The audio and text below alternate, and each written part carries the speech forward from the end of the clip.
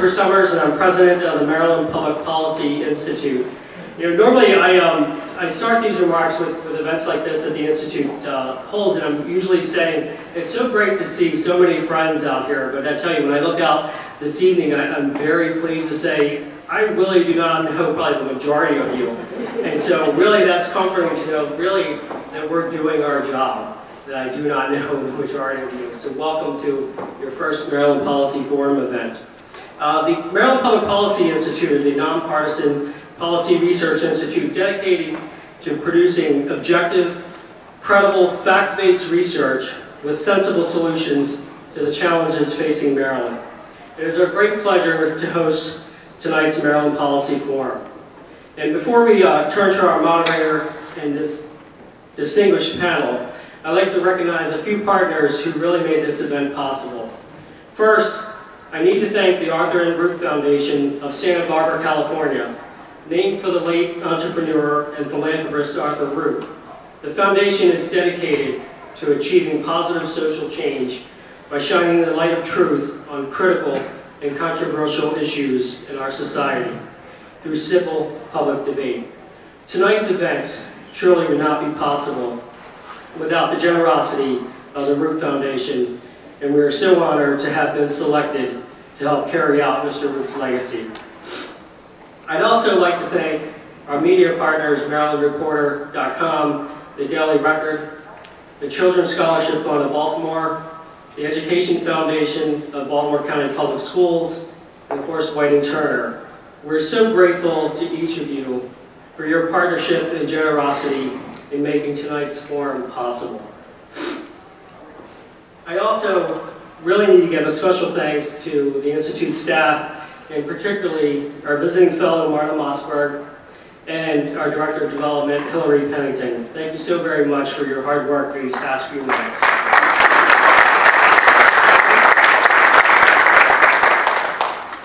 And also, just a little housekeeping notes, just your cell phones or whatever, just put those on mute.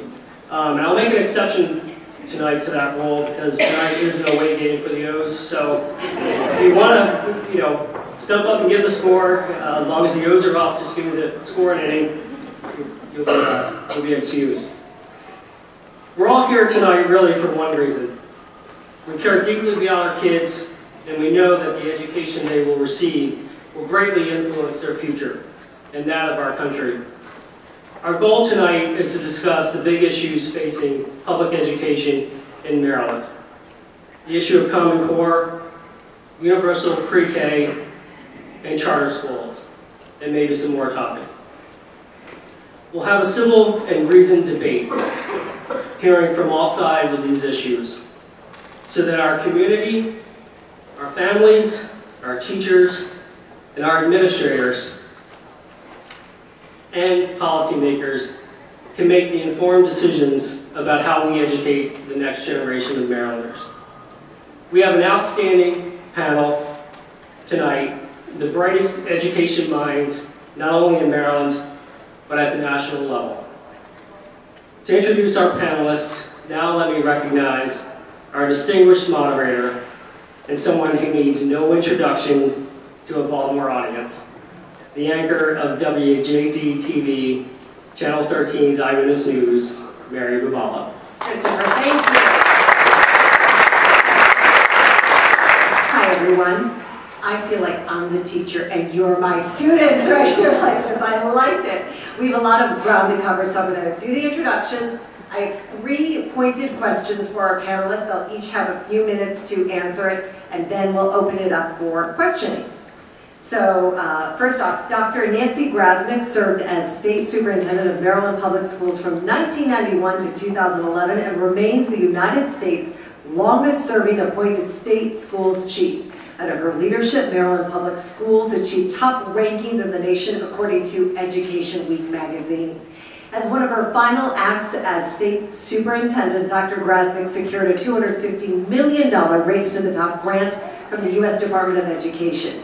She was appointed a Presidential Scholar for Innovation in Teacher and Leadership Preparation at Tufts University in 2012. Dr. Grasman also serves as a faculty member at the Kennedy Krieger Institute, where she developed a fellowship program to prepare administrators as leaders in special education. She holds a bachelor's degree in elementary education from Towson University, a master's degree from Gallaudet University, and a doctorate from Johns Hopkins. Also on our panel, yes?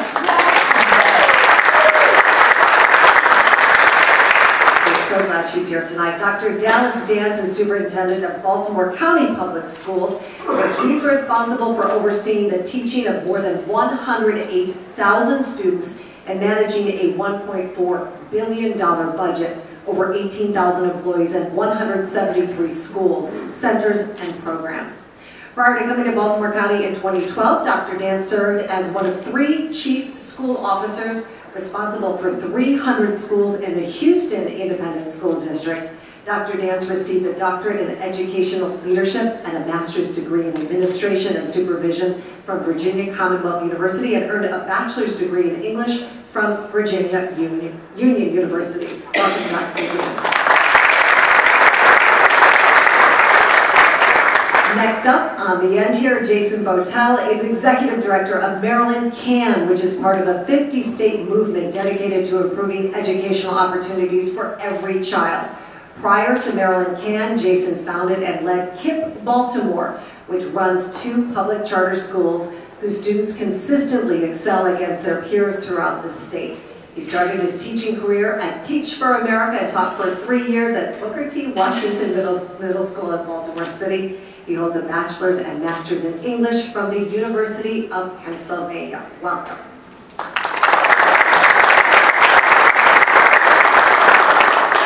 Lindsay Burke on the other end. I'm not in order here, sorry. Lindsay Burke researches and writes about federal and state education issues as the Will Skillman Fellow in Education Policy at the Heritage Foundation in Washington.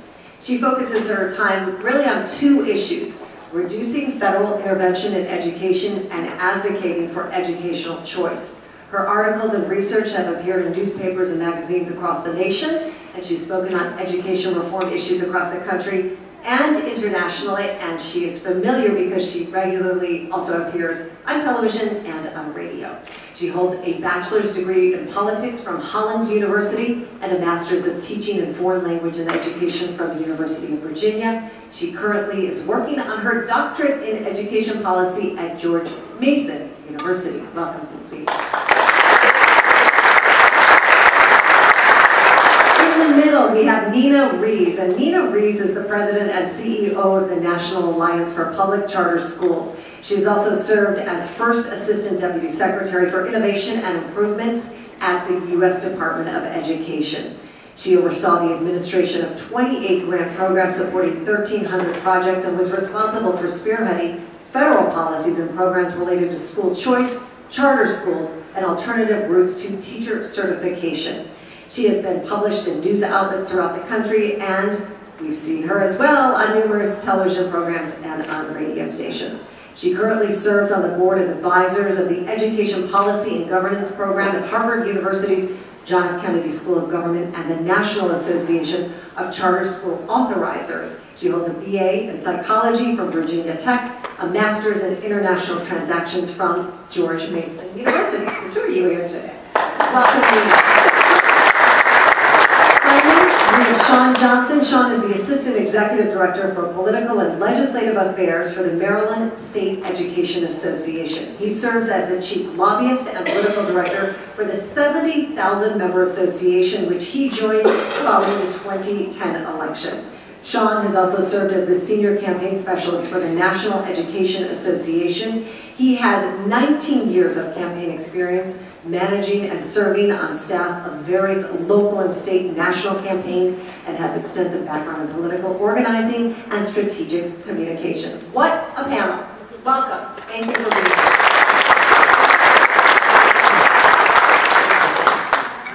All right, we have a lot of ground to cover. I have 3 pointed questions for you tonight. You all have a few minutes to answer, and then we're going to open it up for questioning. We're going to start with this question to Nina. Since the 1990s, Georgia and Oklahoma have offered universal pre-K, yet student achievement in those states as measured by the National Assessment of Education Progress, referred to basically as the nation's report card, has not shown meaningful progress, and the program has done little to nothing to reduce the reading gap between African American and white children.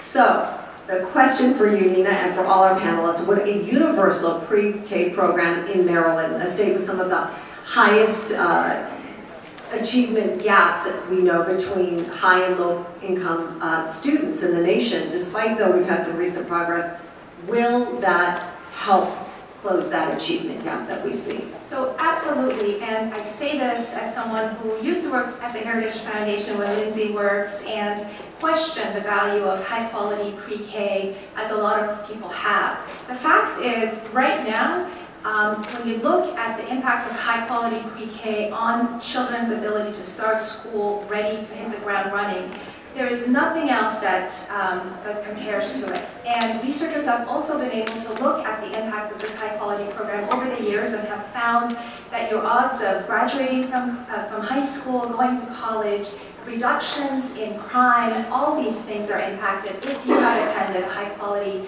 pre-K program. I'm also speaking on behalf of, I'm a mom now, and before this job I worked for 7 years for an early childhood education company that operated childcare programs across the nation. So the data is definitely in favor of high quality pre-K. The reason you're not seeing these upticks in achievement on the NAEP though is because once children start school, the education system needs to leverage these gains. And if you end up getting a high quality pre-K instruction and end up in a school that's not meeting the needs of these students, where you're not exposed to high quality teaching, those test scores are ultimately going to dissipate and disappear. So the challenge and the opportunity is to really improve the quality of our K-12 system through high quality charter schools, really, in order to leverage those gains and see the outcomes down the road. Well, I'll slide next to you to Dr. Dance. How would you respond to that? You, I know, are an advocate of increasing pre-K in your school system.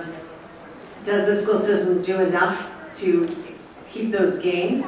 Well, first of all, Mary, thank you for the opportunity to be here. To the Maryland Public Policy Institute, thank you for the opportunity. This is a dynamic panel, and a very timely question that this just came up in the Maryland General Assembly and through the Maryland School Superintendents Association. We've been talking about this, and I'm completely, it's important, Nina, that it will help. What I do is put this caveat out there in terms of the definition around quality, and making sure that we're just not doing it for the sake of doing it, but we're giving access and opportunity for students to a quality pre-K education. One of the things that I said today, and I had to be in front of the Baltimore County Council today with our budget, is that over the next 3 years, as we look to formulate our own pre-K program, right now we're servicing 3,100 students in Baltimore County schools in terms of pre-K education. What we're trying to make sure that our state elected officials know, and it's very good to see some of them here tonight, is that that's all on local money.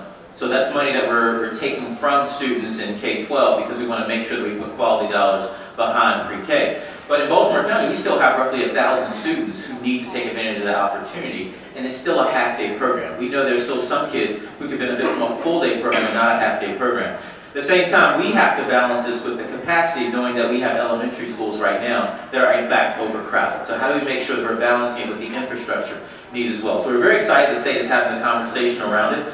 Similar to the conversation we had, we went from a half-day program for kinder to a full-day program for kindergarten. So it's a very timely subject, but I do get into the topic around quality.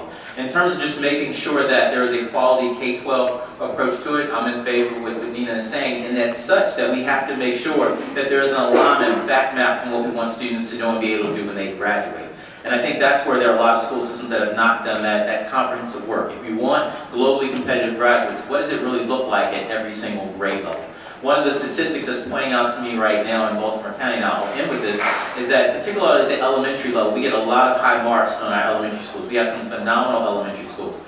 But when we survey our teachers around the rigor that exists in the upper grade levels of elementary school, 4th and 5th grade, about 95% of our teachers say that 4th and 5th grade is rigorous, that is quality, that is really pushing kids. But when we survey our kids, roughly 60% say that it's challenging, that it's rigorous enough. That's a huge disconnect. Because if our students at the 4th grade level don't feel like we're challenging them enough, what are we setting them up to in terms of middle school and high school?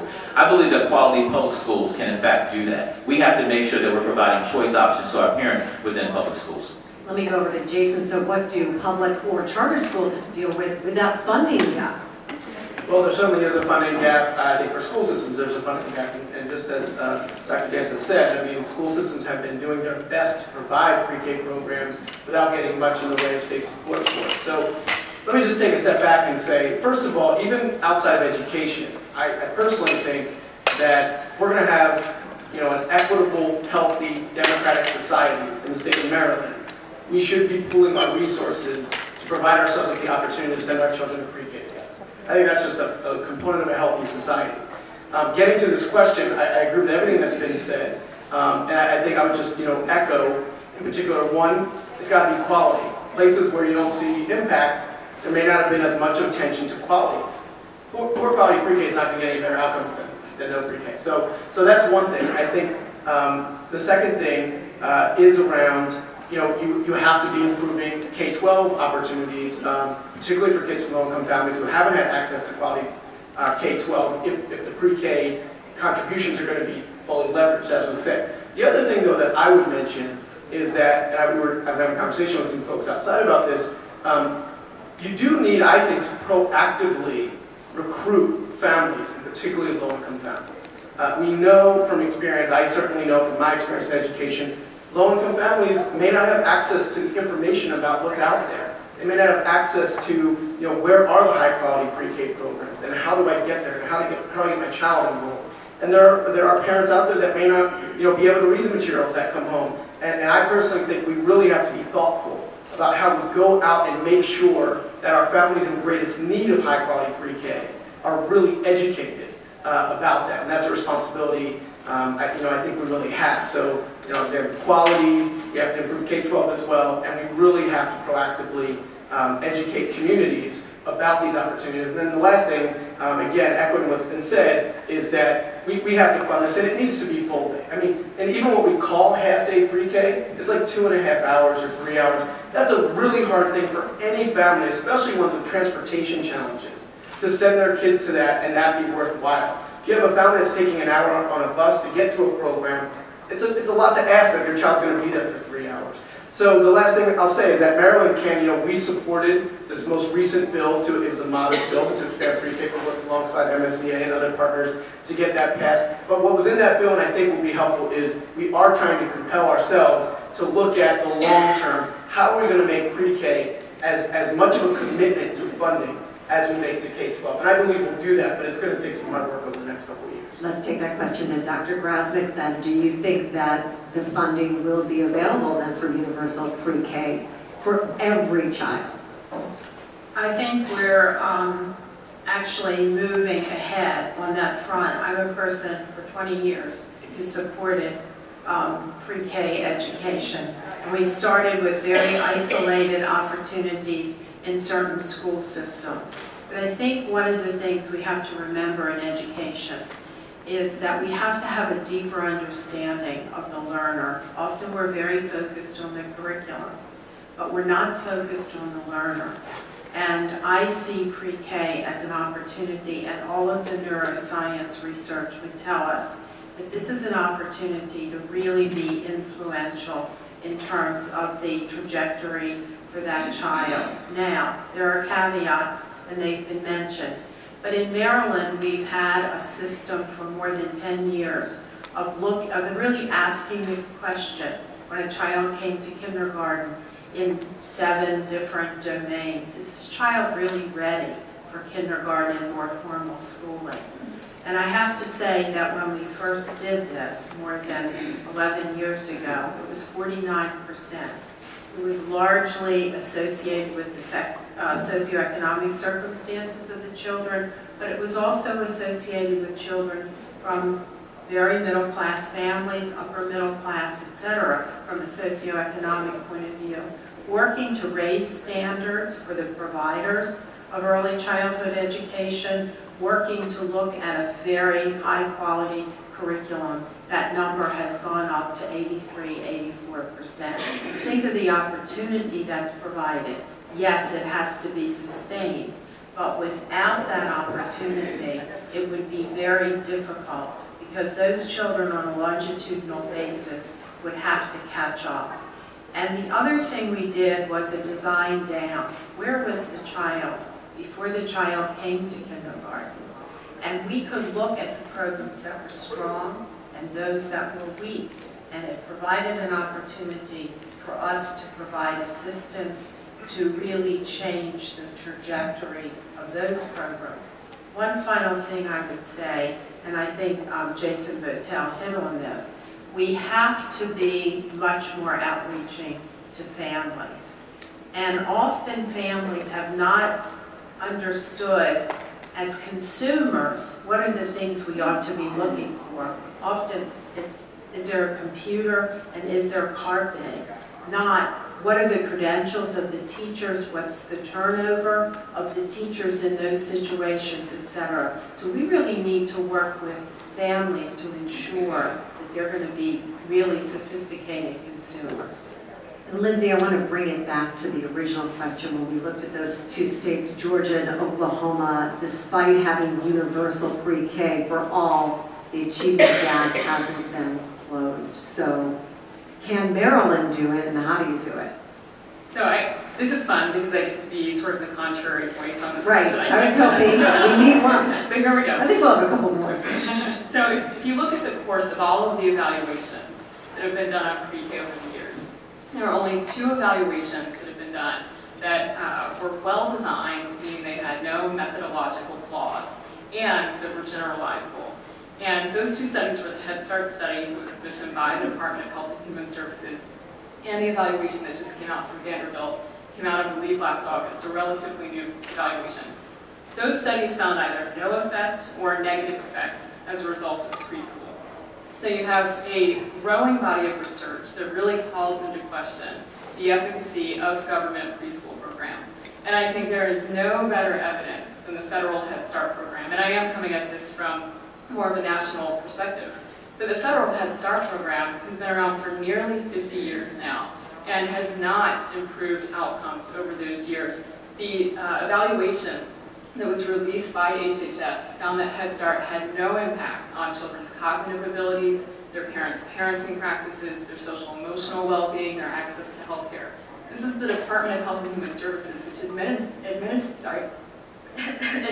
Head Start, and they found that it had no effect on these kids. And so I think this is a really good example of what we can expect from a government preschool program.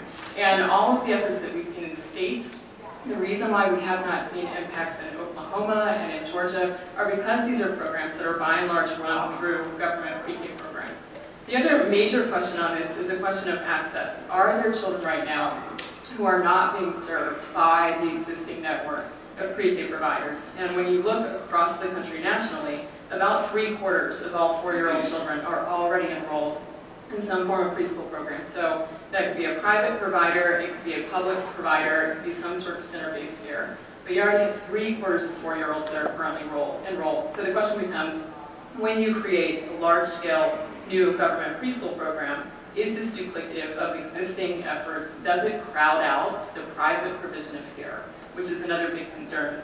And lastly, I would say on the question of quality, there are studies that have found that students, children who become adults later on in life are less likely to be incarcerated. Specifically, this is the Perry Preschool Project.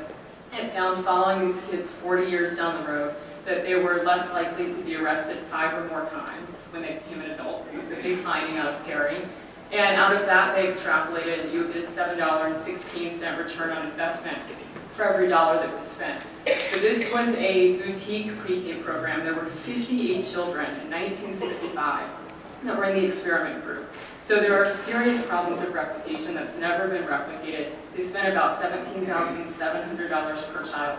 So I think any large-scale preschool program, government preschool program, is far more likely to mirror the outcomes of Head Start than any sort of high-quality program. Okay, thank you. We are going to talk a little bit maybe with Sean about the quality of the provider. We heard that that could be an issue with pre-K programs, making sure that the teachers and the instructors are up to par. And that might actually help pre-K make a difference when they're measuring later on. Yeah, so I'm going to associate myself with previous comments rather than the last set as to the value of pre-K is one that is really all the research points to the significant improvement of kids' readiness to learn when they get into kindergarten with that sort of program. I am really encouraged by just what the conversations that are taking place in Maryland about the expansion of pre-K, because it's built on a premise of high quality and a requirement on a certification side as it relates to the teachers leading those schools. This is not a success if we're just packing them in as deep and high as we can to say that we have a program in place. This has to be really built around providing the sorts of expanded vocabulary that we expect to see when a child finishes a pre-K program and moves into kindergarten. One issue just with the premise of the question, and push back a little bit on Lindsay's points, is it's really difficult to just look at Georgia and Oklahoma and say, hey, they have this program and this is where they score on NAEP and equate because of A, you get B. When you really dig deeper, and I think of how Maryland is in approaching this pre-K issue, of one being that this is one tool in the toolbox for how we address some ongoing achievement gap issues. An issue we're already making significant progress on, narrowing gaps faster than every other state. That this is one more tool in the toolbox. And when you apply it to Maryland's progressive and smart education policies around adequate and equitable funding, which is not just a policy consideration, but a state constitutional mandate, you start to see the combination of resource and program commitment that really allows a pre-K program to succeed. The inverse of that is true in a place like Georgia and Oklahoma, which significantly lags as it relates to its overall education funding, particularly on an equity basis. And so I think, you asked some of the panelists the challenge of how do we make this a reality. I think this is a huge challenge for the next governor, maybe even the next governor after that person, for the ultimate sustainability of this. We're not going to do it with a $4 million piecemeal plan at a time. It's really got to be a part of our ongoing conversation about education funding formulas. The Bridge to Excellence, a program from 2002, is one that provides us great hope and opportunity, but needs a lot of updating. And when pre-K is factored into that updating, I really think it has the opportunity to have great success here in our state. All right, Sean, thank you. We're going to move on to our next question. We're going to start with Dr. Dallas Dance. At some community colleges in Maryland, over 80% of students need to take remedial classes, and about 60% of all students who graduate from high schools in Maryland and enter all types of colleges in the state immediately following graduation require remedial education, forcing many to take out loans to pay for the supplemental education that they should have mastered in high school. Will Common Core reduce the number of students who need remedial education in college? A couple questions you asked within that one. Yes. But let me first just be clear that Common Core is nothing but a set of standards. And I think nationally the conversation has become very politicized to where folks are believing that there's a national curriculum in place and so forth. With there being state standards now that many states have been matched to Common Core, school systems have really had a deep dive into their curriculum writing in terms of what they want young people to be able to do in English language arts and mathematics and master, particularly in grades K through 12, of course. What we have done in Baltimore County, though, is we've really partnered with CCBC, with Dr. Sandra Curtinitis, and this has been sort of the fun part of the work we've been doing, but now we've been expanding it to Towson, the work that we're doing as well. To where it's not just a conversation in terms of what we're not getting when, what they're not getting from our students when they leave, and what we're not getting from your teachers when you come here, but really what do we expect students to know and be able to do when they graduate from us. With that being the case, what we're doing is back mapping that down now to really what should pre-K and what should kindergarten look like.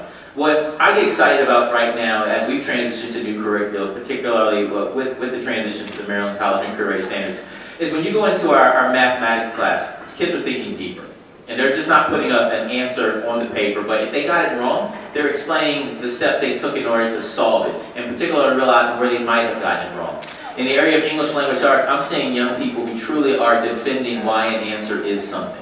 So as opposed to just saying, yes, the sky is blue, how do you know the sky is blue? And where did you find that in the text that says the sky is blue? They're having to defend it as if they're a detective in their own reading. And that's phenomenal. Kids are talking to each other more. I'm seeing writing more. And those are things that we want young people to be able to do.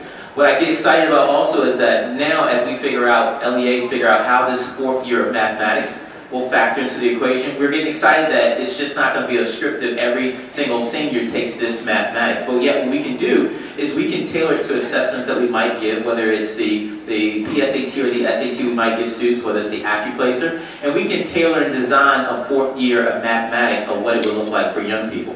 What we've been talking about in Baltimore County is how do we leverage our digital learning opportunities? How do we leverage technology to make sure that's personalized for young people? How do we particularly give students an opportunity to go to a community college or to a 4-year institution to take that math course? And so what we figured out is that as we deal with the transitions that students have, whether it's from 5th to 6th, or whether from 7th to 8th to 9th, or even going into community college or a 4-year institution, what does it look like when you get there?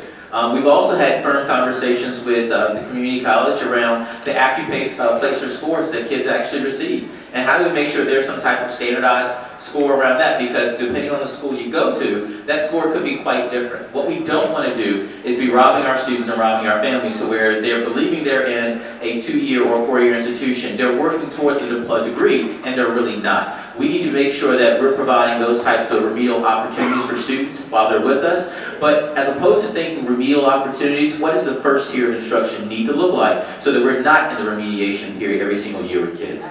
The last thing I'll say is that what we've also been able to do is say, what is it that our summer school opportunities need to look like for young people? So you failed 7th grade math, you go to summer school, what's different in that experience for you than it was during the school year? If it's the same experience for young people in the summer as it is for the school year, then you're not going to improve. But how do we make sure that you're really prepared for 8th grade or 9th grade mathematics? And so, as we've been looking at what's the critical skill that kids need to have in terms of what Algebra 1 looks like for 9th grade, how do we make sure those pre-algebraic concepts are truly embedded into our middle school instruction, sometimes in cases of 4th and 5th grade as well too. So will Common Core do it? I think Common Core has brought the awareness to it. It's allowed us to really do a complete rewrite of our curricula to make sure that they're rigorous, that they're high quality for students. But that alone, of course, won't do it. We have to make sure that, again, we match that with quality teachers in our classroom, the preparation that's required for that. Again, excited about the partnership we're doing with Towson University because 60% of our teachers come from Towson University. Make sure they're quality leaders in our schools, making sure that there's the right data points that we're looking at, that there's quality data around every single student that really tells the story of the whole child,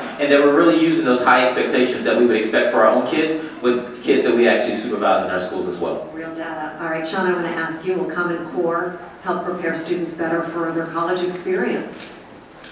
Well, we don't know. Right, it's untested. But we're hopeful. Right. And I think there's reason to be hopeful for 2 main reasons. One, the Common Core standards themselves really are a different way of teaching, a different way, will create different ways of teaching and learning. Best described as maybe the old way was we're going to be a mile wide and an inch deep in what we cover, and now we're going to be much more focused and dig deeper so that we are really accomplishing some deeper learnings and understandings about the how and why, and not just rote memorization. MSEA has been a supporter of the standards themselves, but probably the leading critic in the implementation of the new curriculum and all of the other changes that have come about from that, just from a lack of time and resources and flexibility to get a lot of it right. And I suspect there'll be other people who have even differing opinions about the standards themselves in this panel. But that's one reason why I think the hopeful answer is yes about addressing this remediation issue, because the standards themselves are improving. The second one is, it speaks to where Dr. Dance is going a little bit, is that in 2013, Maryland passed the College and Career Readiness Act, which really changes the relationship between high school and college in our state. It is a real opportunity for students to advance in efforts like dual enrollment, where they're in high school and they're earning college credit at the same time. And the very exciting aspect of this is that it's establishing a new round of testing in your junior year of high school, your 3rd year. And instead of the AccuPlacer test that many schools are going to be using, the hopeful promise is that this test is going to be used to do 2 things. 1, set a cut score as a graduation requirement, and 2, set a cut score so you place out of any remediation courses. It's pretty cool. And the timing of that is significant because students learn some of these materials, math especially, at such different rates. I had this conversation with my daughter, taking her to school last week. She's in 7th grade, but is in Algebra 2. And the acuplacer side of what she might take in a freshman in college that addresses an Algebra 2 question, I'm not so sure 5 years from now she's going to be able to hit that mark. But when we start taking these tests as a part of our high school time and place out of them, it's a better reflection of that we've mastered this material and now we're moving on and able to advance in college. But the combination of these two things, the advancement of college and career readiness in Maryland and the standards themselves are going to bring about a deeper learning, deeper knowledge, and hopefully more success to address this issue. Jason, I'll ask you, Common Core reducing some of the remedial issues for students in maybe some of the disadvantaged neighborhoods.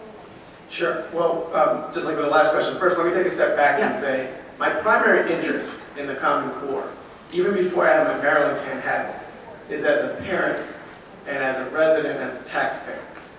I demand to know how my kids and how other kids that I'm investing in are doing compared to their peers across the state and around the country. The reality is right now, we have very limited data and very limited ability to do that. And I am very excited about the Common Core, and I insist on the Common Core because I think it will be the beginning of us really being able to tell whether our kids are performing at the same levels as kids across the country. So that's first. Now, putting my Maryland Can hat on, I think that, I think we have somewhat of a high school catastrophe, particularly for kids from low-income families. I'll do one quick shameless plug. On Monday, we released a report called the Baltimore Opportunity Schools Report. We looked at which public schools in Baltimore City were consistently leading students who qualify for free and reduced price meals to outperform Maryland proficiency rates. We found quite a few elementary and middle school programs in Baltimore that are doing that. Not enough, but quite a few. We didn't find one high school program, other than those that have entrance criteria, not one that was leading their free and reduced meal students to outperform the state on even one high school assessment. Not even one. So if you're a student in Baltimore from a low-income family and you're not, you don't have the support or maybe the raw talent to get into City, Poly, Western, or Dunbar, and this is no disrespect to the people working hard in high schools, but at a systemic level, you are not getting a quality high school education. If you're getting into college, you're taking remedial classes.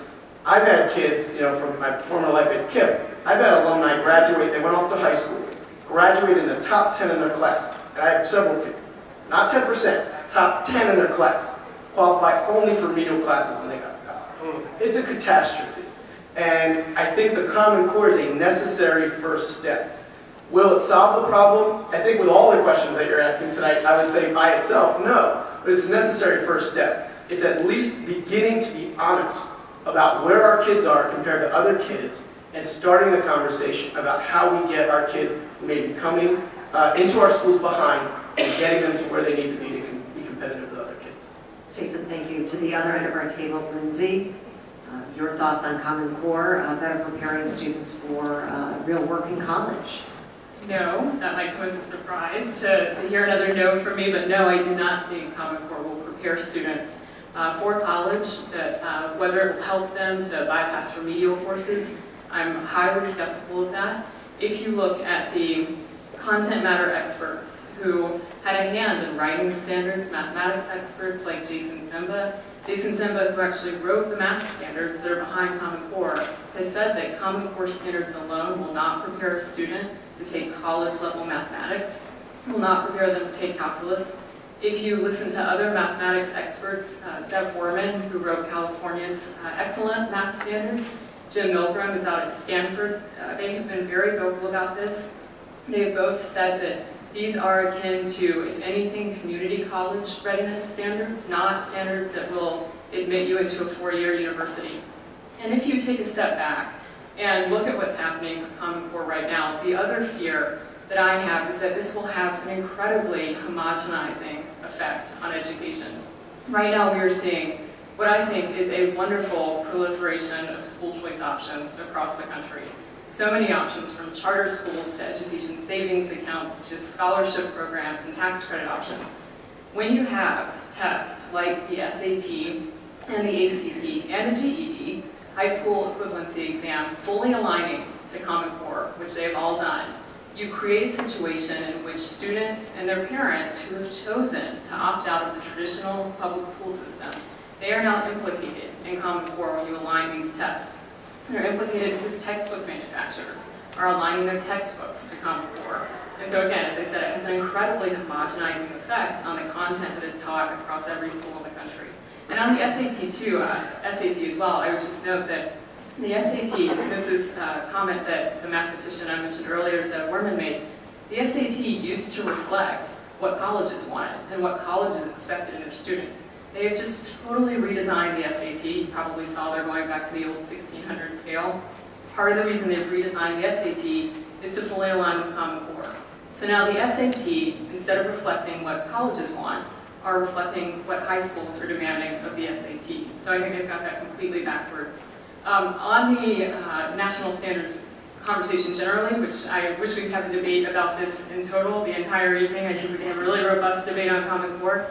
But this is, and I refer to it as national standards because, in fact, when you look at the preponderance of federal fingerprints that are on Common Core, I don't know how you could conclude any differently. $4.35 billion in Race to the Top grants were handed to states under the condition that they adopt standards that were common to a significant number of states. Well, at the time, the only game in town, and that's still the case as well, was Common Core. You now have waivers from No Child Left Behind, which I think is even more enticing than billions of dollars in federal grant money. To say to a state, we will waive the onerous provisions of No Child Left Behind, if and only if you agree to adopt standards that are common to a significant number of states. That was another huge incentive provided by the Obama administration. You have the administration directly financing the two national testing consortia. So, as I said, there are a preponderance of federal fingerprints on this issue, and I think, as many have noted before, what the federal government funds, it ultimately controls. I think you're really removing the parent voice from the equation. Dr. Grasnick, would you like to respond? Sure. Okay. And I would take full responsibility for promoting the acceptance of the Common Core standards with the State Board of Education during my tenure as State Superintendent of Schools. As many of us on this panel and in this audience have traveled extensively and done work in other countries, particularly Asian countries, one of the things we cry about each year is how we rank internationally in this country. And one of the reasons, and it's been stated here on this panel, is that we've had a curriculum that's a mile wide and an inch deep. I believe the Common Core standards have raised us to a different level with much greater depth and not so much width. And it is not a curriculum, it is a set of standards, and you will find that any state and any local jurisdiction that develops a curriculum does it as a baseline. It never restricts the fact that you can individualize that curriculum and take children as far as they can go. Back to the question of the community college. Many people don't realize that the average age at the community college is 26 to 28 years of age. Now, if I were tested tonight on what I learned in calculus, I would be failing. I would need a refresher. And so we have to remember that when we're talking about a community college population, we're not just talking about the students who are exiting high school. But for those students who are exiting high school, we understand that there are many teenagers who don't make good choices in high school and who often don't have the guidance to make the good choices. And yet they have a desire to go on in their educational opportunities. And so when they go to the community college, which has open enrollment, they often have to take remedial courses. I think the Common Core standards will reduce that circumstance. It will not eliminate that circumstance. But when we have programs like dual enrollment, where students can be in high school and take community college classes, that, I think, is an incentive for those students to make better choices. When we have the community college coming into the high schools and saying, what are your skill sets as a junior, and what do you have to do as a senior to really be more prepared? I think that's extremely beneficial. And we've not really had that seamless system. I'm very encouraged by what the state of Maryland is doing in terms of pre-K through 16 or 20 to say we have to create a seamless system. So I think all of that is extremely positive. And just to compliment Dr. Dance and his predecessor, one of the things, I think this is a story that needs to be told.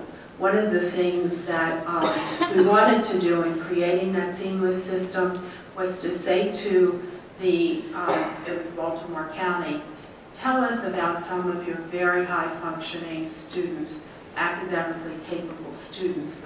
Let's put them in the community college, in this case it was Baltimore County Community College, and let those students achieve an AA degree and a high school diploma simultaneously.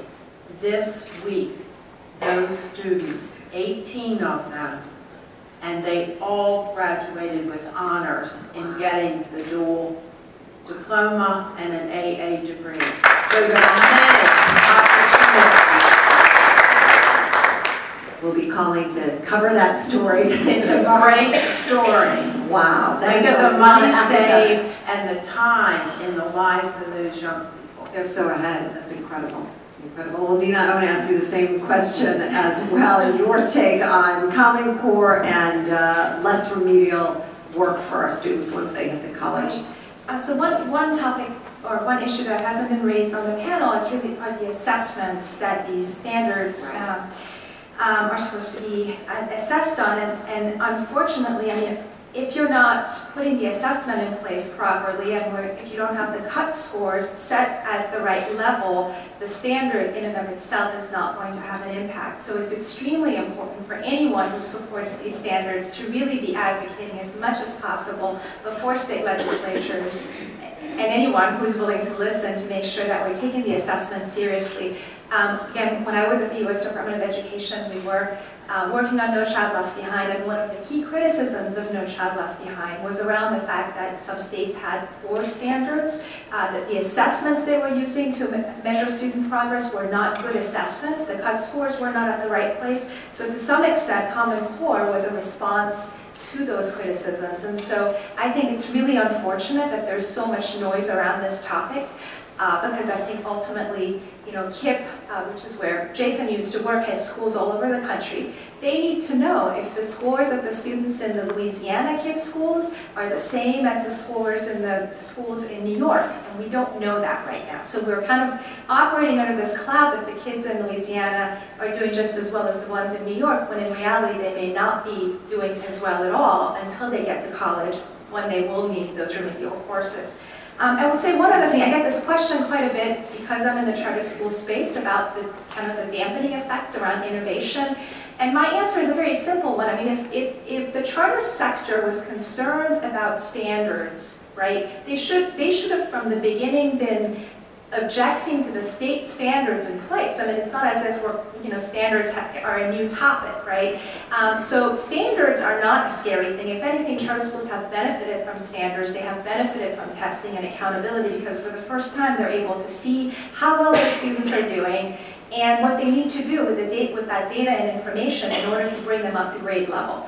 And I will say one last thing around the fact that even if these were just standards that would get you ready for community college, if there is any school out there, a charter school, that wants to raise the bar to, you know, prepare students for better schools and universities, you know, being ready for Common Core is not going to, I mean, ultimately, those standards are going to prepare you for a community college, but anything you do above and beyond that will still prepare you for what's better out there. So I really have a concern with this topic because, for whatever reason, the anti-testing sector and a lot of conservatives have banded together to oppose something that is ultimately really going to help a lot of our students, and ultimately at a point in time where we shouldn't just be concerned about our competitiveness in this country, but also be concerned with our competitiveness globally with other countries, one of the things we're doing right now, just to wrap this conversation, is we're encouraging charter schools to participate in the PISA test, which is an international test that a lot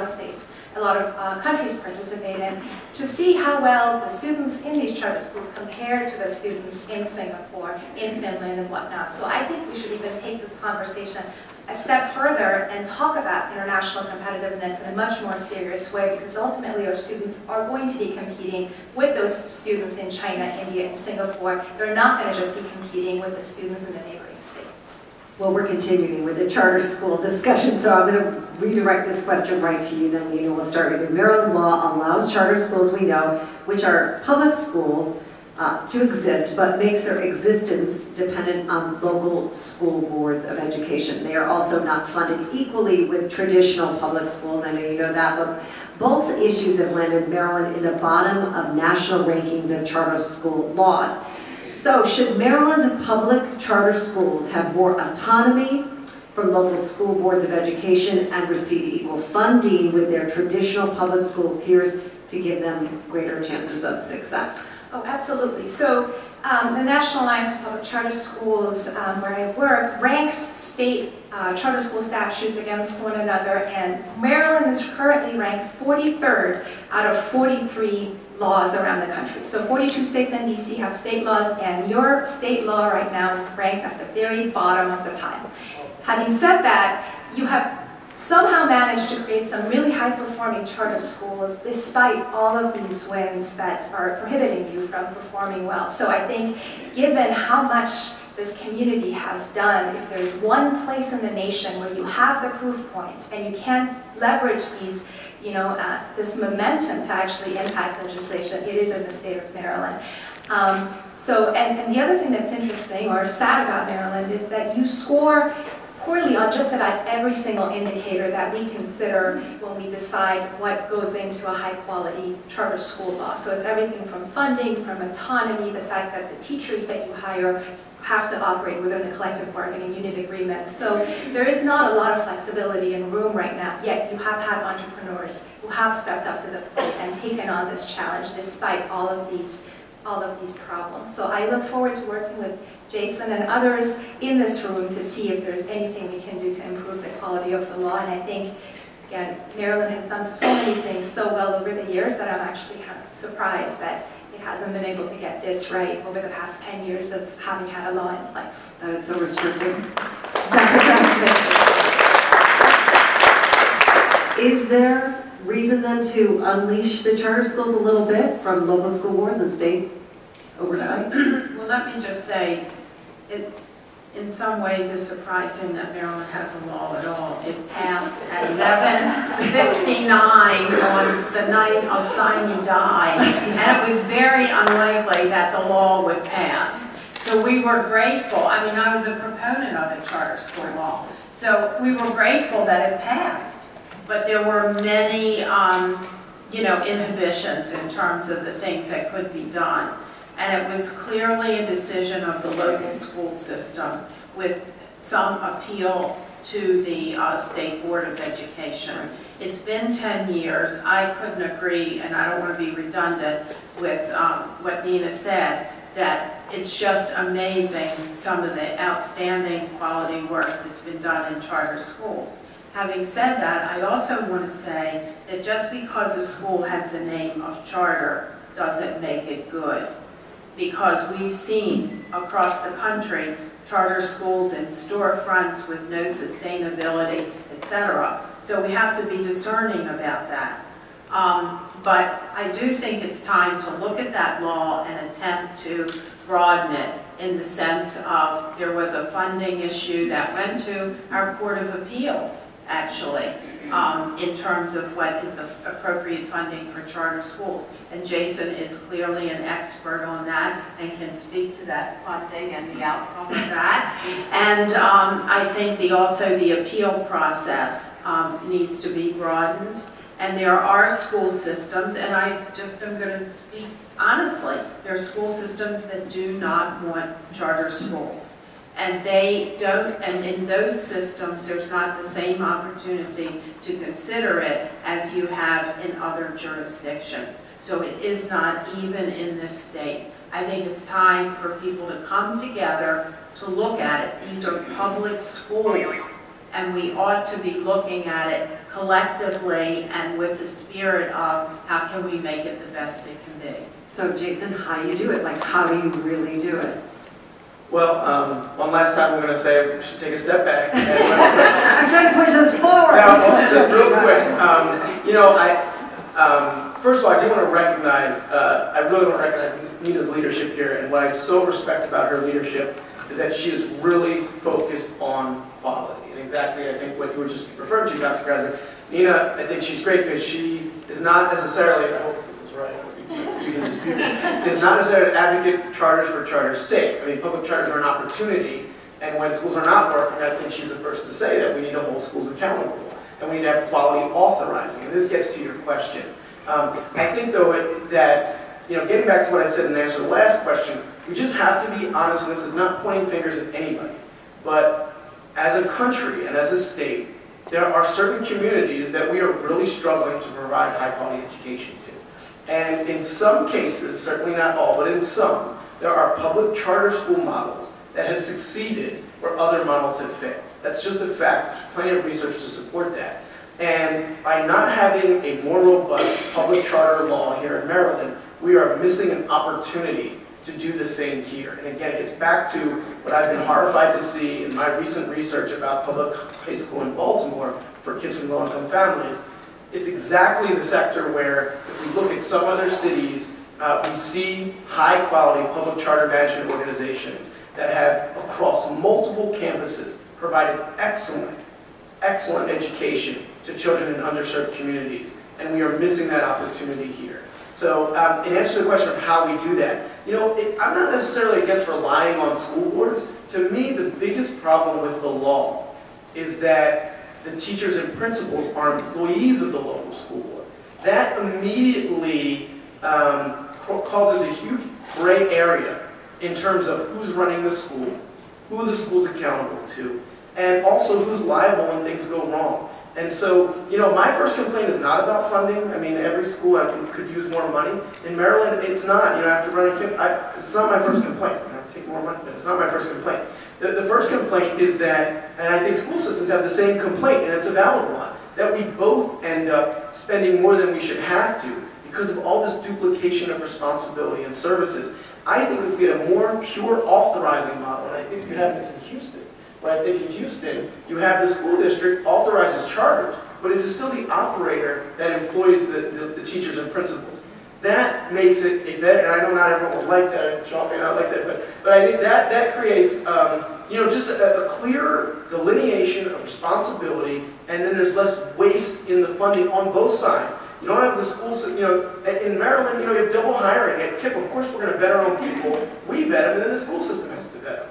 And, you know, when something goes wrong, both PR, you know, offices have to get called, and it's just very wasteful on both sides. So I think, you know, I'm fine with school boards being authorized, but let's make them authorizers, not in this quasi-management role that confuses everything, and it's really holding back and holding us back from the opportunity to provide high-quality education to communities that, at the moment, unfortunately, we're failing to educate. And we'll get Sean's response to that in a second, but I want to ask Dr. Dance, is Baltimore County missing the opportunity to have high-quality charter schools? Let me first be clear. I'm a huge and staunch supporter of public education. Also, I'm a huge and staunch supporter of school choice. And parents have an option of having their child in the best quality school that they need their child to be in. Having said that, upon arriving in Maryland, I was shocked at the Maryland Charter School Law. And I do agree with Dr. Grassley. It's time probably for the state to have a closer look at it in terms of, is it really meeting the needs of what it is meant to really do. Baltimore County does, it will not, after the school year, but it does operate one public charter school. Upon looking at how the charter school got started, it was through sort of a snafu of how it got started. I think the school system did not necessarily want it. I think the charter organization was a little leery on whether it wanted to actually do work with the county. Nevertheless, it was there. One of the things I had to be clear with folks is that these are still our kids. So regardless of how the relationship started, we still need to be treating this school, these kids, these are our kids because they are. But having said that, though, there clearly needs to be a delineation between what was the charter school organization's responsibilities and what the school system responsibilities were. And Jason's exactly right. That's where the relationship really went down south. I believe that if charter schools are going to be in a school system, the school board needs to have the authorization power to do so. But just like Jason said, once that authorization has been given, the employees need to be employees of the charter school. The principal needs to be hired by the charter school. All employee issues, parent concerns, all that, they are responsible of the charter management organization in that regard, which is not the case right now. And I think that's where the lines got blurred in our particular case. Having been in Maryland and having served in Houston, where I was in charge of the middle schools, the alternative schools, and the charter schools, Jason's exactly right. We authorized it, and after that it was on their own. At the end of the year, we had our yearly evaluation of the charter school to figure out whether the charter would continue or not. But I think now is the right time to go back and look at it. However, at the same time, what I've been very upfront in saying is that I believe that public schools have an obligation to make sure there are options for all students and all families within your school system. And it does not need to be under the umbrella of a magnet, but making sure there are quality school choice options. And there are several principals who are innovative in their approach to where they have themes in their school now. And they do not receive magnet funding, they don't get any other types of treatment, but what they do is they say, this is going to be our focus at our school. And because of that, our resources will be aligned to it, and everyone sort of wrap their arms around it. And it's not stalled innovation at all. But what we see is that it provides another choice, another option for families. What we're looking at in Baltimore County is how do we make sure that's equitable across the entire county. With this larger county we have to make sure there are options in the central area, just like they're in the west, same as they're in the east. So as we look at our entire instructional program, we want to make sure there are options geared to what our families really want, our students say they need, but also what college careers are really calling for will be 21st century careers for kids. Sean, do you want to? I don't know, you might want to go to Lindsay. Lindsay first. Before I go, she's supportive of charter schools. Do you want me to?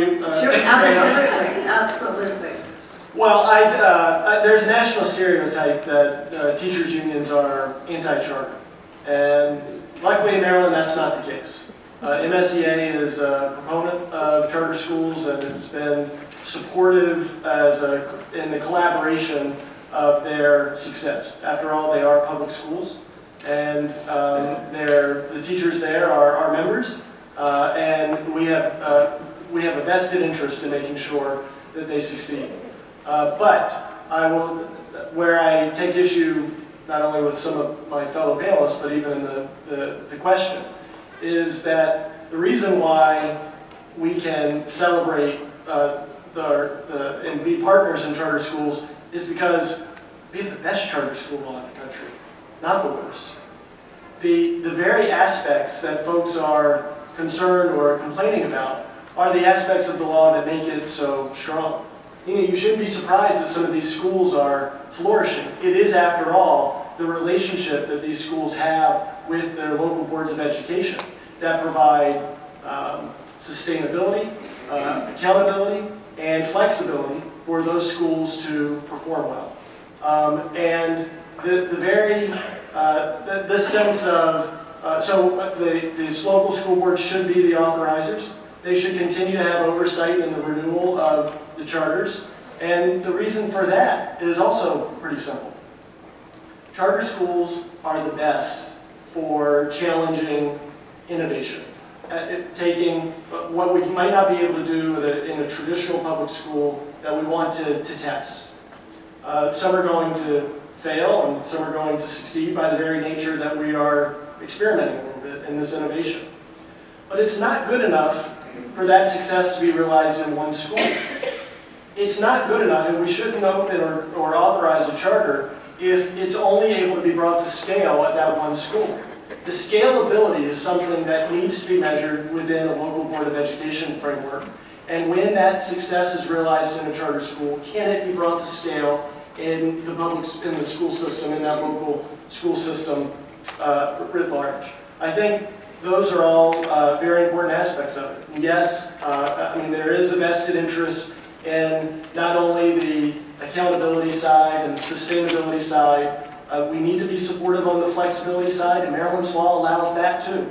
When a collective bargaining agreement doesn't mesh with the operating hours or times or that sort of aspect of a charter school, they have every opportunity to establish outside the framework agreements in that regard. That flexibility exists. So Maryland's law strikes the right balance. We are able to be supportive of charter schools, and it brings an entire coalition that is not in place in other states, where you have teachers or unions actively working against charter schools. We don't have that dynamic in Maryland. But we're also striking this balance to guarantee accountability, sustainability, flexibility, and protections for the staff and students who are working and learning in those schools. Yeah, our system ranks 43rd. You've had a law since 2003. You only have a little over 50 charter schools. So would you agree with the fact that some of the effective schools should be replicated? If they're doing a great job, why not replicate them? Well, I think this is a question about scalability. But no one should ever start or conclude an argument with, because not enough number have been created, that is in and of itself a problem.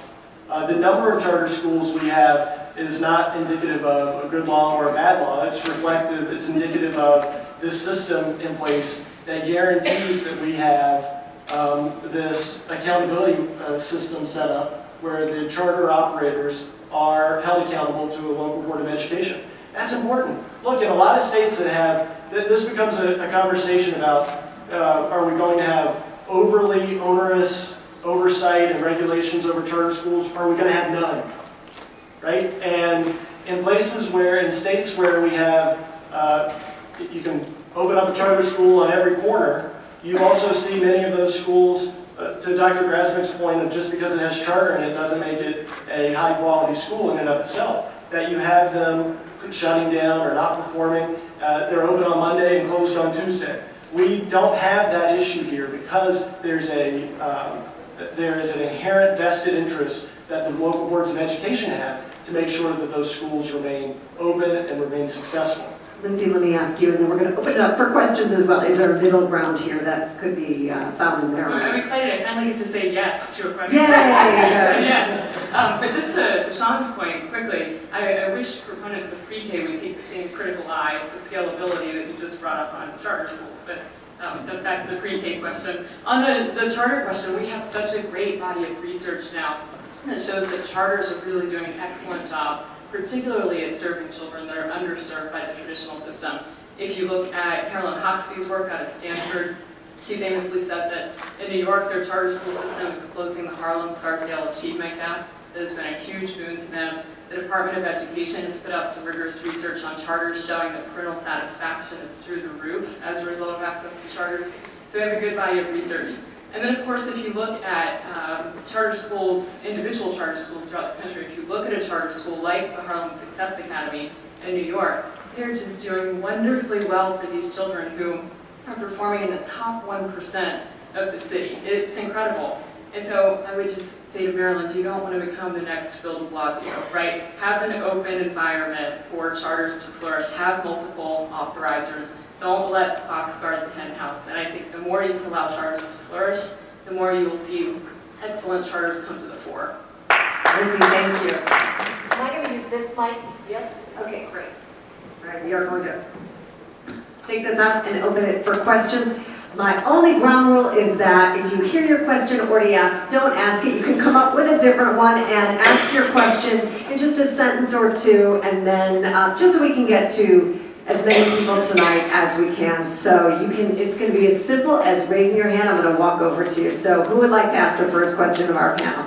Perfect, first row, that makes it easy. Hi, how are you? Good, thank you. So first I want to thank the panel for taking out your time to be here and to share what you're so good at with all of us. So as a resident of Baltimore, a product of charter school and public school within Baltimore City, and someone who is very passionate about public policy surrounding education, what groups or organizations should I surround myself with to become an expert in public policy so that when I establish my career within public policy to help reform schools or to help push charters, that I am very knowledgeable in what I'm doing for the city? Who wants to start? Marilyn King. Marilyn, there you go. So, yeah, I mean, definitely Jason's group is the right organization to go to, and there are a few other operators here in the room to connect with, but you are exactly the type of person who should be involved in this movement. We need more people at the grassroots level who have experienced charter schools to be advocating and to help us grow the number of charter schools around the country. One point that I failed to mention is we did a survey recently that demonstrated over 1 million names right now nationally are on charter school wait lists. So the more you create them, the more parents are attracted to them. And so making sure that we're eliminating that wait list is a big priority of ours. And we won't get there so long as there are caps on charter schools and you're not able to replicate the successful, high-quality ones at a rapid clip. Jason, you may want to speak to this, but the Maryland Charter School Network and how you interface with that. Well, yeah, so we have a statewide association. We also, in Baltimore in particular, there's a very strong organization, the Coalition of Baltimore Public Charter Schools. And I think, is Ricardo still here, co-chair? Ricardo is here on the board. She's phenomenal. It's a very strong organization. So I think they're the best, Ricardo's the best in terms of local policy and some of the challenges and some of the opportunities. I also think nationally, and it was mentioned earlier, the National Association of Charter School Authorized around the board. Yeah, so they're the authorizers. Right. I don't know how involved you can get with them. You'd rather just, get involved with me, because I can definitely push you to work. I don't know. Yeah, definitely. No, I only say that. I think the alliance is fantastic. And as I said, I think Nina's fantastic. I think, though, what I like about NACSA is that they are really about quality authorized. And again, it's not. I don't see them biased at all. Their thing is, it's in everyone's interest for there to be quality authorizing when it comes to public charter. So I think the things that they put out, things that they've written, they did an evaluation of the charter environment in Baltimore some years ago. They go to other parts of the country and do evaluations. I think that they have really good information about what quality authorizing looks like and how to make it better. And depending on what aspect you want to be involved in, there's so many intricate aspects to education policy, whether it's standards or choice or charters, whatever it might be. There are great national organizations, Foundation for Excellence in Education, National School Choice Week, and every state has state-based think tanks as well, so that would be another option. All right, great. Next question. All right, I'll come over to this side of the room. I'll try to ping pong around here. How about that? Here, I'm going to give you the mic. Okay, thanks. The brochure says something about shedding some heat on this as well as light. I might do that with this. I'll try to do that with this question.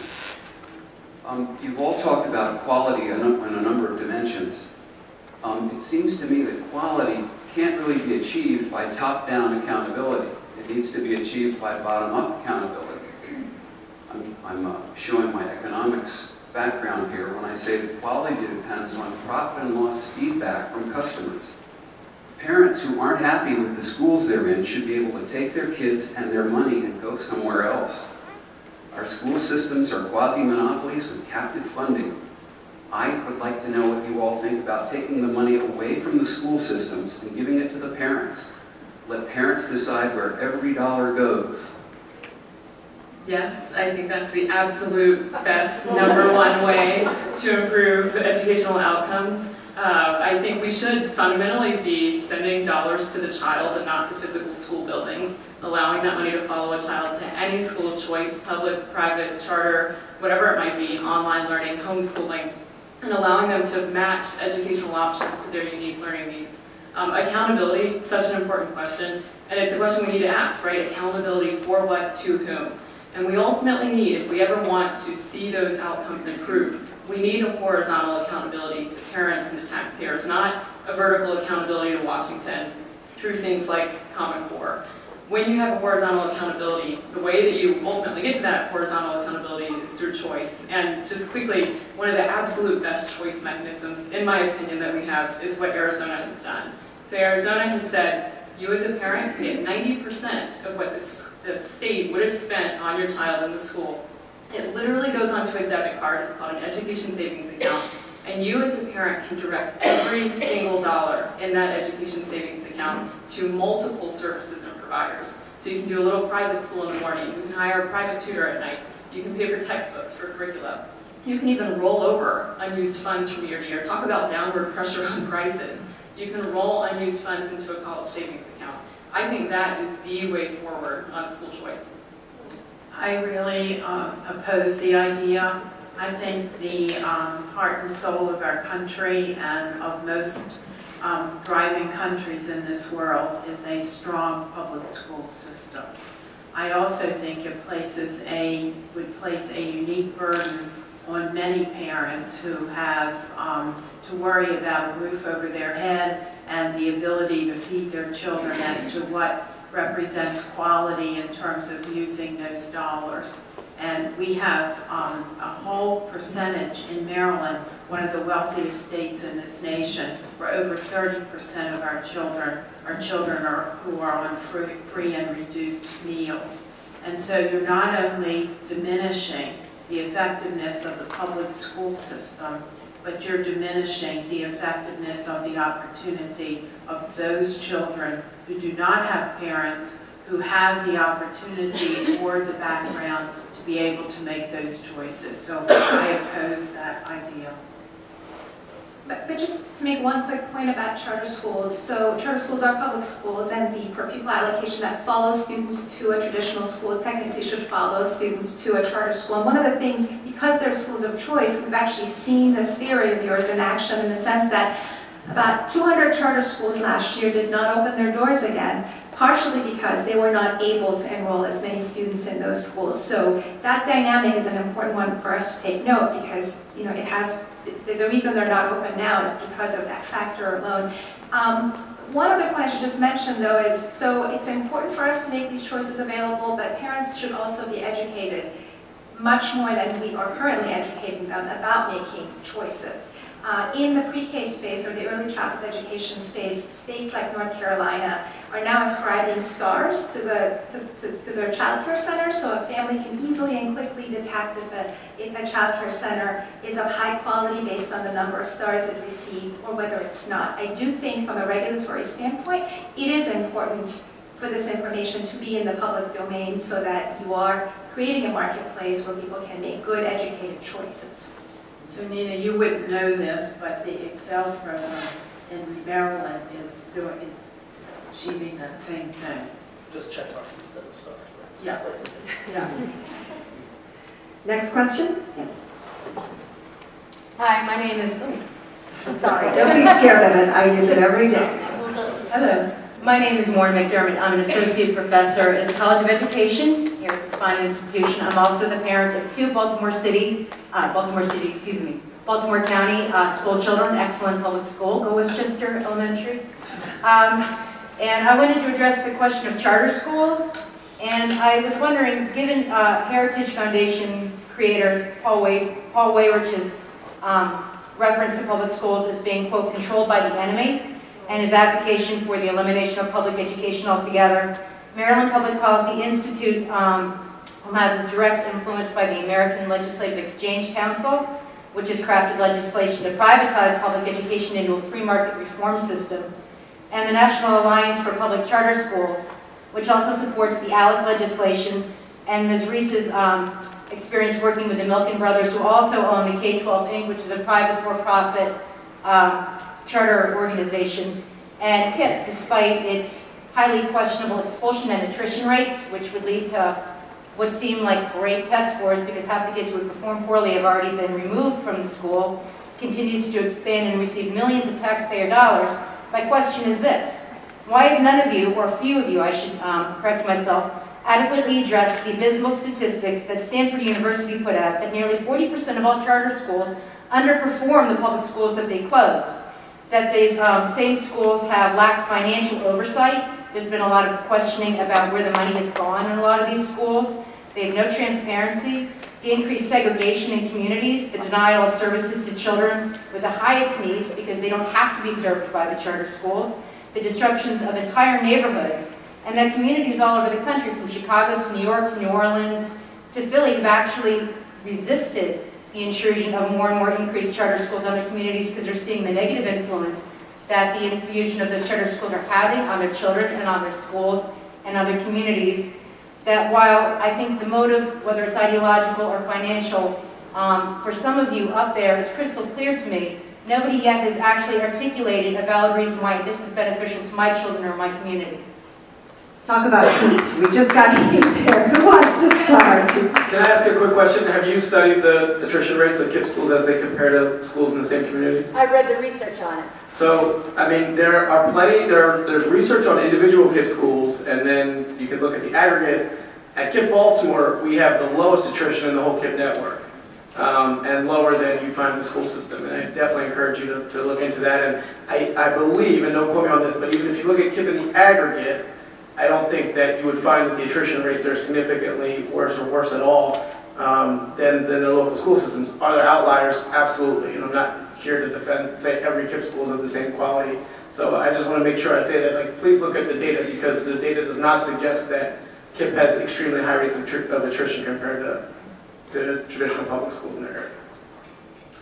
I just want to add one quick note. So just last week, the U.S. House of Representatives passed the reauthorization of the federal charter school program, and the bill received 368 yes votes and 40 no votes. So in terms of bipartisan support, this is the only reform right now that has been able to bring people as diverse as George Miller from California together with Rand Paul from Kentucky.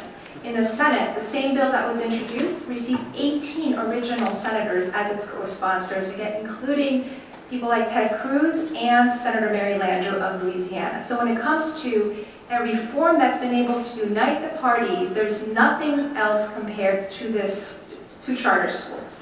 You look across the country, 40 states and DC now have charter schools, 42 states and DC have laws, and 40 states have charter schools.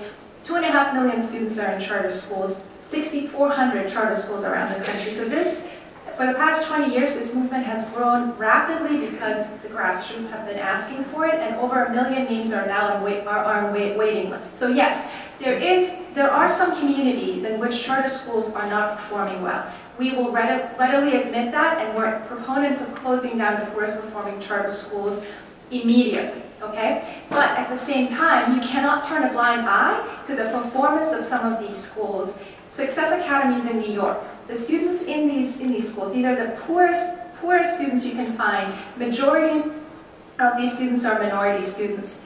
Their students ranked on top of the state assessments when they administered the Common Core assessments in the state. This test that a lot of, affluent public schools were not able to pass. Success Academy students were able to ace these tests. So I encourage you to go visit some of these schools yourself and judge for yourself before you kind of look at the studies the way you've looked at them. One last thing about the studies. The Credo study, we looked at the last set of 15 most robust studies of charter schools, and 14 out of those 15 studies in the past 4 years point in the direction of what Lindsay was talking about earlier, that by and large, inner city public charter schools are doing better at raising student achievement for low-income students, for disabled students, for English language learners, and for minority students when you compare them to their counterparts in the traditional school system.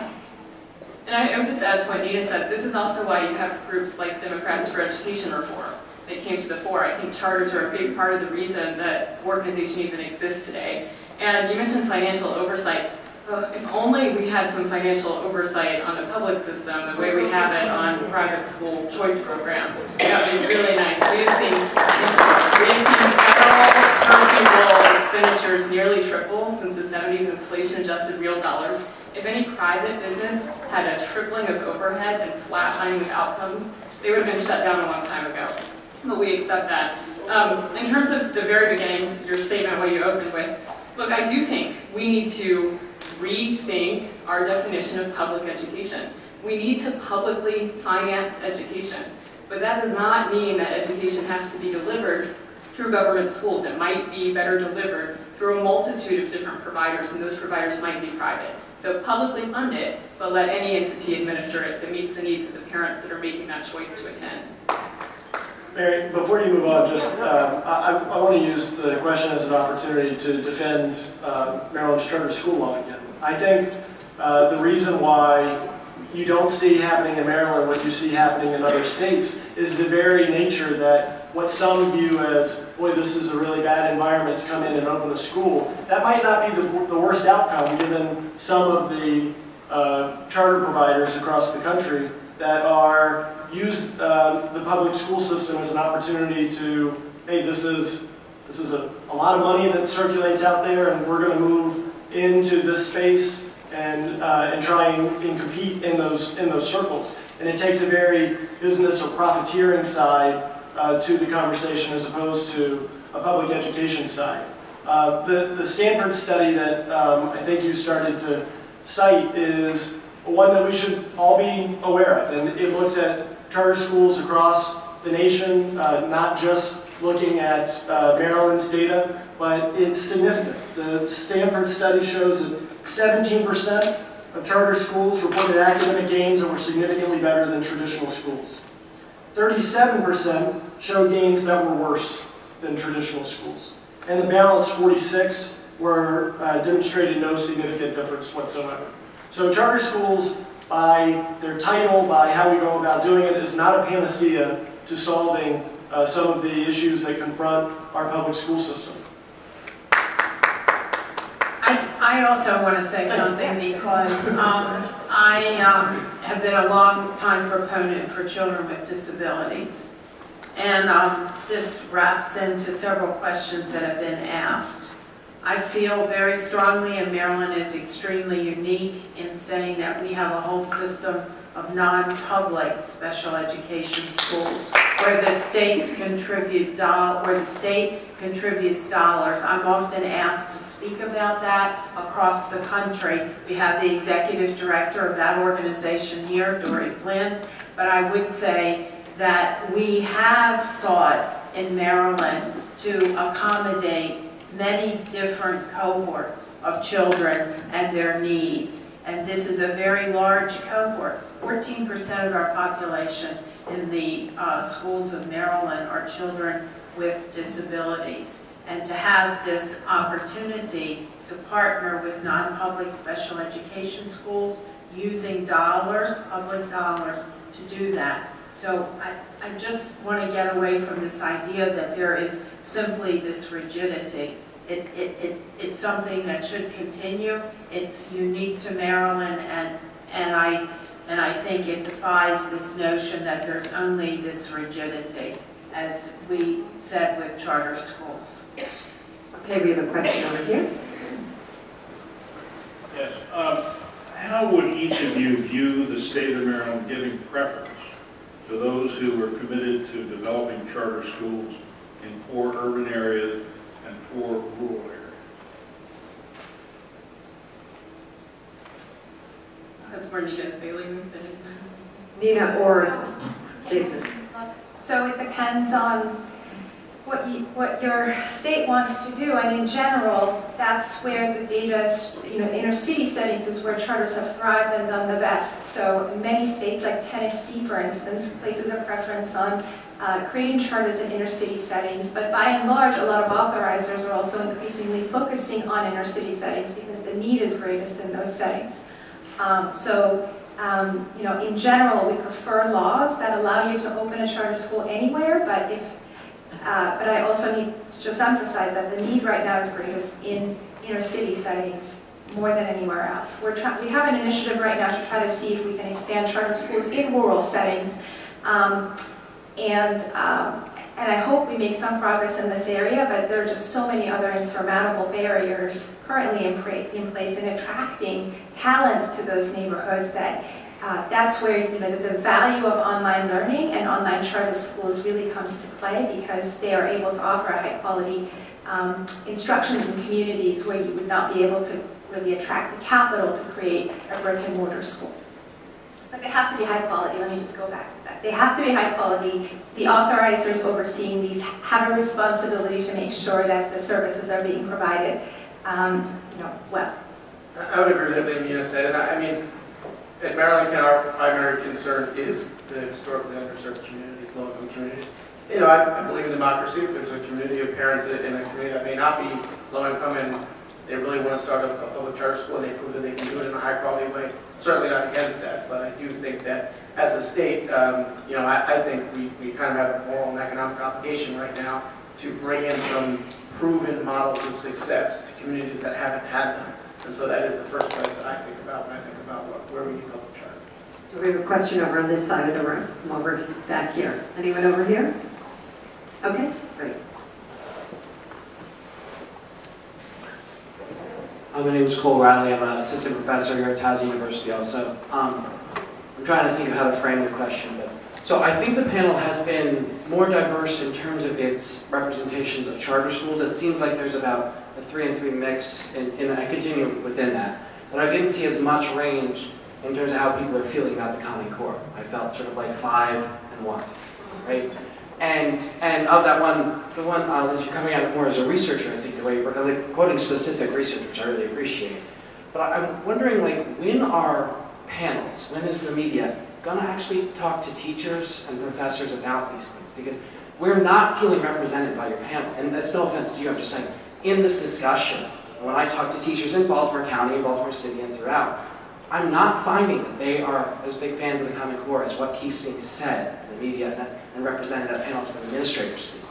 And so I'm just wondering, when will professors of education and when will teachers, practicing teachers, or people who frankly have had more than 2 or 3 years teaching before they moved into administrative positions, when will they have a say? Because these people are also researchers who understand children and understand how these real things are both standards and curricula. Now children understand. When will we be heard? Yeah, I think it's tough because when we go around the country and talk about Common Core, and it's one of the issues that gets more attention than any other issue, Obamacare, whatever it might be, Common Core rises to the top when we go out in the States. But that's one of the big critiques that we hear, that both teachers and parents did not have any voice in the creation of this, any meaningful voice whatsoever. I think part of the reason you're not hearing as much from teachers as one might want. I think if I put myself in the position of a teacher in a state whose governor has adopted Common Core, whose principal has said, we're in Common Core, here's your recommended reading list, I think a teacher might feel a little awkward, maybe making a bit of a stink about it. And so, you know, that's conjecture, but I think that might be part of the reason why we haven't seen as much of a teacher voice. I'd like to make a comment about it. I'm probably the oldest person sitting on this panel. I have to acknowledge that. And I was a teacher for many years, and we went through many changes in terms of the programs to be implemented. And I often draw the analogy with the medical profession. And I would say that I don't want, if I have to have open heart surgery, I don't want it done the way it was done 20 years ago, because I don't think it would be as successful as the current process. However, having said that, and I am a proponent of the Common Core standards, I think the flaw has been the rapidity of the requirement for implementation and a flawed timeline, because I think there hasn't been sufficient time, and school systems have become victims of this, and certainly teachers have, to be able to do this in an organized and thoughtful way. And that, you know, there are a lot of people to blame about that, and I can raise my hand as being one of those. But on the other hand, I really think once the transition is completed and we have a solid curriculum for teachers to embrace and not be, you know, 3 steps ahead of what they have to teach to the students, I really feel that a lot of this will dissipate. I don't think it's about the Common Core standards. I think it's about this very serious change process without a deeper understanding, a deeper ability to implement in a reasonable timeline. That's my opinion. But I have been through, in my educational career, many changes. And I think in order for our children to be competitive, we cannot do business the way we've done it for many years. You have to be current with innovation and choice and opportunity that is going to make our children successful in being competitive globally. So I will jump in right here. And I will say that the teachers in Baltimore County, they're pretty vocal. What they have shared, and I had one of the best parts, if not the best part of my job, is having an opportunity to visit all of our schools. And when I visit schools and I see it in action, what teachers will tell me, and I've had a teacher town hall meeting that you can go online and just Google teacher town hall Baltimore County, is that they are a proponent of the standards. I am a proponent of the standards. I think, as Dr. Rasmussen said though, I think there was a botched implementation. I think there was. And I think part of leadership is recognizing when a mistake is made and what we need to do in order to correct that mistake. So one of the things our teachers have been very, very upfront with is that we need the support with the curriculum and the resources to do the work. And so we have responded by, in fact, doing that. They asked us for additional ongoing training to support that work, and in fact, we are doing that. I think one of the things that has happened is that as we look at change, and change is a process and change is tough, we know that. If someone's moving our cheese, we just feel uncomfortable. It's natural. But the reality is, as we're going through this implementation with reform in our state, it's just not one. So we have new assessments that are coming that's sort of the unknown to folks. We're just field testing that now, which folks are a little anxious about. But I think what's driven the conversation for the most part is this whole idea around the evaluation. And so what we've tried to do in Baltimore County is refocus the conversation around the implementation of the standards. If we implement the standards correct with a quality curricula, then the evaluation will take care of itself and assessments will in fact take care of itself. But what we decided to do is really put the cart before the horse by talking about the evaluation, which then folks then started to say, well, the curriculum is wrong and the standards are wrong and the assessments are wrong. Because folks want to be rated fairly, and we get that. But when you're going to be rating someone based on student achievement and the test is not created yet, and there's been a transition with one test to another test, that brings the anxiety right there. But our teachers have been very upfront that they support the standards. MSEA has gone on record talking about it a little bit, and I don't want to speak for MSEA, but they all, and all of us, even as superintendents, said the implementation could have been done just a little bit smoother. Yeah, and some of those parents made good video on our TV programs as well. I just want to answer the question maybe a little more directly about the feedback side. First, maybe the most specific answer is June 1st, 2014 is a good opportunity because there was legislation that we successfully passed this General Assembly session in Maryland about establishing a Common Core Readiness work group, which is inclusive of legislators and parents and teachers and folks in the higher ed side as well, which is really hopefully going to provide guidance for policymakers at the Department of Education, with local superintendents, and with legislators about just what Dr. Dance was talking about in terms of all these moving pieces, the tsunami of education reform, if you will, everything happening at one time.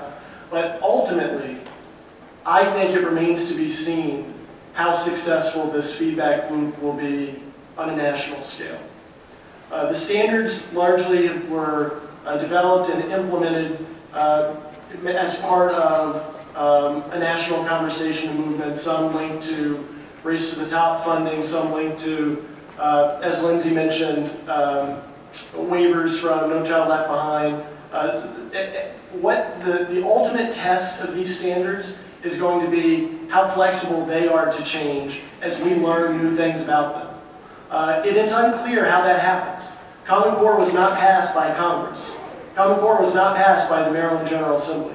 So how do we go about changing or updating those standards? How are the folks who were on the chief school officers who were part of driving those standards, how open are they to the feedback that we're getting apart, not really about the implementation concerns, but about if the standards are at the appropriate grade level, if the standards are everything that we hope they are. That question remains to be asked in many ways and certainly answered.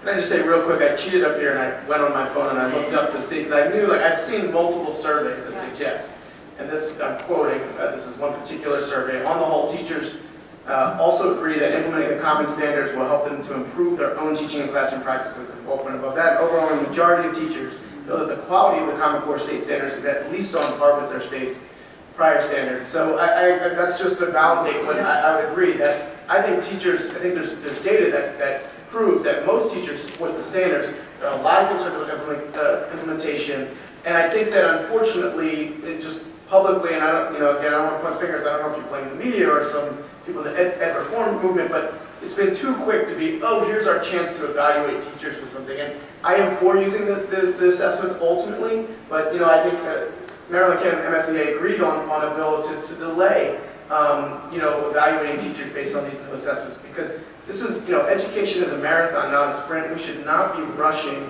to do all these things with them. The first thing we should be doing is how do we use the standards to improve the instruction we're providing our kids. And I think teachers see that opportunity and just don't want something imposed on them that's just going to be a lever to, threaten their jobs and that kind of thing. So, I'm sympathetic to those concerns. Quick follow-up, and I will go. So I really appreciate how, Lindsay, when you find research, you actually deconstruct the validity and the credibility of it, whether it's just a website that says something else. What I want to get at, though, is sometimes things are constructed discursively, like they were on the panel just remember, as if you weren't in favor of the Common Core, you'd be practicing something that was 20 years out of date. And I think that's a misconception when we say, teachers weren't wanting something 20 years outdated. But they were left out of this. Many of them, whether they're reporting on the surveys we find online or not, feel like Rip Van Winkle. Like they woke up and all these major decisions were made and they're just supposed to get on board. So when you ask them, how are they feeling about getting on board, they'll talk about rollout. But when they philosophically believe in this Common Core, they've been told it's not the inch deep, mile wide, but they don't actually know that yet. We haven't seen real data that says it. We've been told it, and people are supposed to nod along to it. We really don't have real research to steer this, and that's a problem for a professor, and that's a problem for a lot of teachers that make research-minded decisions, which we say we want. And interestingly, the Common Core website used to say that the standards were internationally benchmarked, and they had to scrub that from the website. But look, I think this is doing what we've been doing for decades. This is same old, right? It's top-down, bureaucratically imposed standards and ideas of how we're going to make schools work. And, call me skeptical, but we have 50 years of failed top-down federal intervention not moving the needle. And I think proponents of this think, well, this time we're going to get it right, and I'm just not so sure. And I would add, too, I think that survey on teacher support was an Achieve survey, so one of the proponents of Common Core that funded that study. But you know what? If we've done such a horrible job in public education, we're the most prosperous country in the world. I think we have to think about that. Okay, next question. You ready? Wade Koch. My question is, we all know that parental involvement, community involvement in our schools is very important for success. I've heard two terms to describe our schools up here. I've heard government schools, public schools. Unfortunately, I'm beginning, the line is kind of getting blurred between government and public schools, at least in my mind.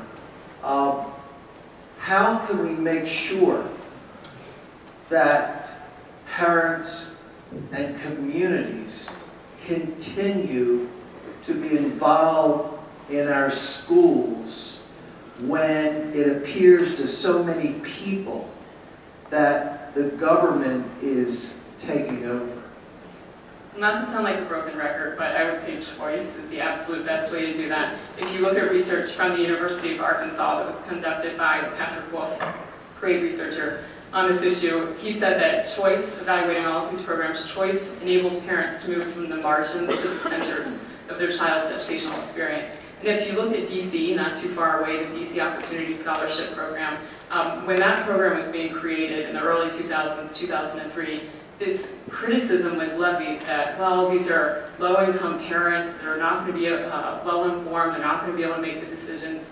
These parents have become the most, and I know this is anecdotal, but we work closely with them, the most incredibly involved parents you could ever imagine. And for a lot of these parents, they are low-income, you have to be to qualify. They've never bought a car, they've never bought a home, so for them, a school voucher and choosing a school is the biggest purchase they've ever had to make, and they have so successfully navigated that system and become more involved in their child's educational experience. I would just add that when you look at the charter school space, over 65% of the space is occupied by single-site operators, most of whom are teachers who came from the traditional school system, local community leaders who wanted to bring about their vision through a charter school. So when it comes to bringing the community together to really something that really embodies the common school ideal, I don't know of anything else that's been able to galvanize communities in favor of public education than charter schools. The thing I would add to it is that it's incumbent upon principals and school system leaders to make sure that they've actually had community outreach sessions and that they actually have an approach to how they're actually going to do that.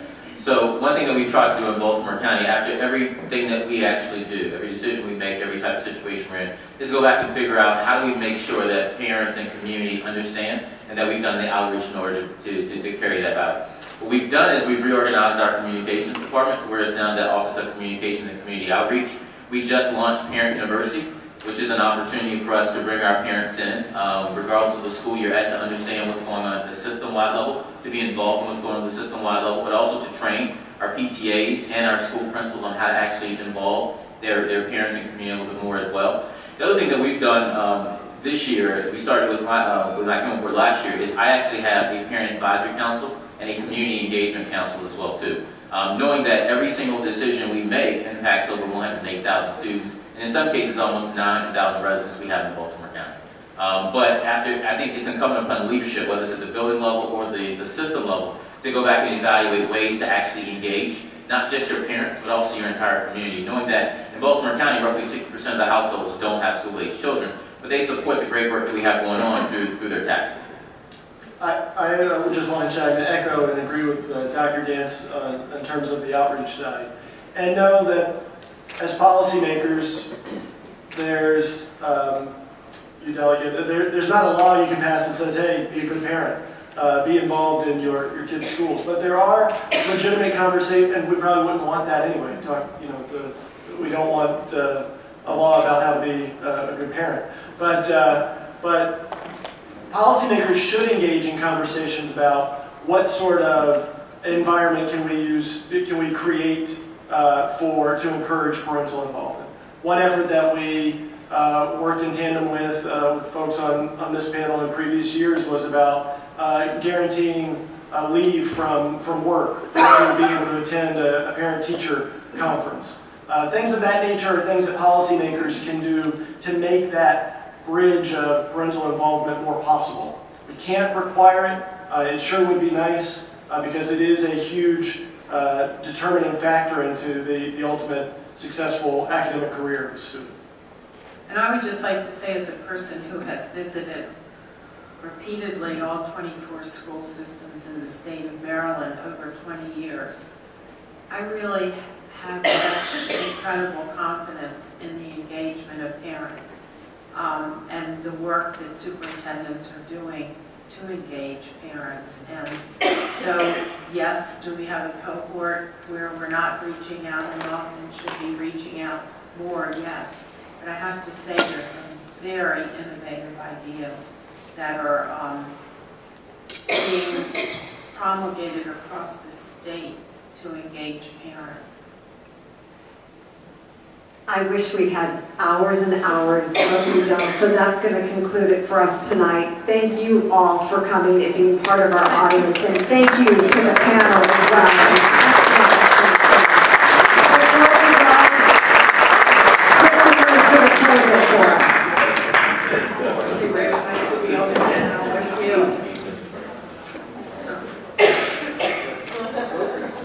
Jason, I said no cell phone, so you need to keep on your research. No? Referral. Right, what is this for? Thank you, everyone. I can't. Please join me again in giving this really distinguished panel a great round of applause.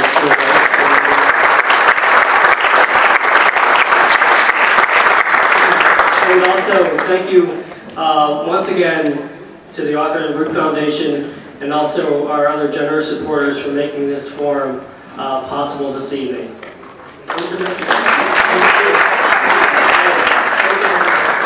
And also, like I said, we're also very pleased to actually have in the audience with us this evening 2 representatives who came all the way from Santa Barbara from the Root Foundation to be with us this evening. So thank you so very much. And of course, to really make this event special was our moderator, Mary Gabala, so thank you.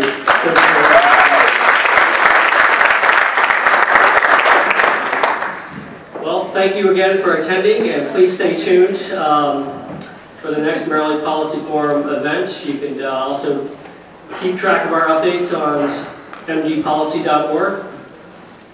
Thank you again. Good night.